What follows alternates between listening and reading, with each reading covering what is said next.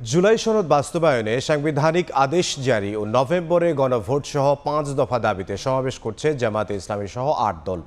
দুপুর ২টায় রাজধানীর পল্টন মোড়ে শুরু হয়েছে এই সমাবেশ। অংশ নিয়েছে ইসলামী আন্দোলন বাংলাদেশ, বাংলাদেশ খেলাফত মজলিস, নিজামে ইসলাম পার্টি, বাংলাদেশ খেলাফত আন্দোলন, বাংলাদেশ ডেভেলপমেন্ট পার্টি ও জাতীয় গণতান্ত্রিক পার্টির নেতাকর্মীরা।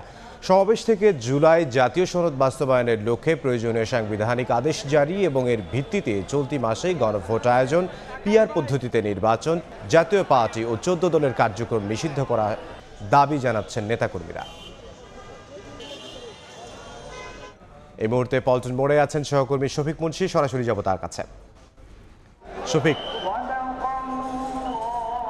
মাত্র কিছুক্ষণ আগেই পবিত্র কোরআনের তেলাওয়াতের মাধ্যমে আজ বাংলাদেশ জামায়াতে ইসলামী আন্দোলন সহ অন্যান্য যে ৮টি রাজনৈতিক দলের যে সমাবেশ কর্মসূচি সেটির উদ্বোধন সম্পন্ন হয়েছে এবং এই পল্টন মোড়ে ট্রাকের উপর আসলে একটি অস্থায়ী মঞ্চ তৈরি করে এই ৮ দলের নেতারা তারা ইতিমধ্যে মঞ্চে উপবিষ্ট হয়েছেন এবং তারা একে একে কিন্তু এরপর দলের নেতাকর্মীদের উদ্দেশ্যে বক্তব্য দেবেন। আমরা দেখতে পেয়েছি যে বেলা ১২টার পর থেকে এই পল্টন মোড় কিন্তু এক প্রকার লোকারণ্য হয়ে যায় এবং এখন এই যে জনতার ভিড় সেটি একদিক থেকে এই পল্টন মোড় থেকে শুরু করে কাকরাইল অবধি পর্যন্ত চলে গেছে।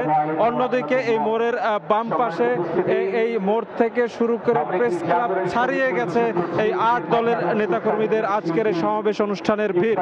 এবং আমরা যে বিষয়টি জানি যে এই সমাবেশ থেকে ৫টি দাবি তারা আসলে তুলে ধরেছে। তার মধ্যে অন্যতম দাবি হচ্ছে জুলাই সনদের টেকসই আইনি ভিত্তি প্রদানের জন্য চলতি নভেম্বরে গণভোটের আয়োজন করা এবং গণভোটের আগে একটি সনদ বাস্তবায়ন আদেশ জারি করা কিন্তু এই দলগুলোর প্রধান এবং অন্যতম দাবি।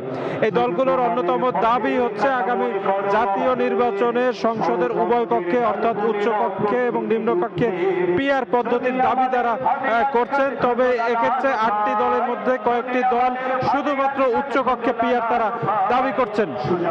অন্যদিকে বিগত দিনে যতগুলো গণহত্যা হয়েছে, যতগুলো দুর্নীতি এবং অপরাধমূলক কর্মকাণ্ড হয়েছে সেই সকল কর্মকাণ্ডের কিন্তু দোষীদের চিহ্নিত করে শাস্তির আওতায় আনাও কিন্তু আজকের এই কর্মসূচি থেকে দলগুলো দাবি করছে আগামী জাতীয় নির্বাচনের জন্য প্রয়োজনীয় যে লেভেল প্লেইং ফিল্ড নিশ্চিত করা সেটি কিন্তু সরকারের পক্ষ থেকে করার জন্য জোর দাবি জানানো হচ্ছে আগামী জাতীয় নির্বাচনের আগেই যেন বিগত আওয়ামী সরকারের যে অনুসারী এবং তাদের বিভিন্নভাবে আসলে তাদের দোষর হিসেবে চিহ্নিত যে অন্যান্য রাজনৈতিক দলগুলো আছে সেগুলোর কিন্তু তারা রাজনৈতিক নিষেধাজ্ঞা আজকের এই সমাবেশ থেকে নেতারা দাবি করছেন।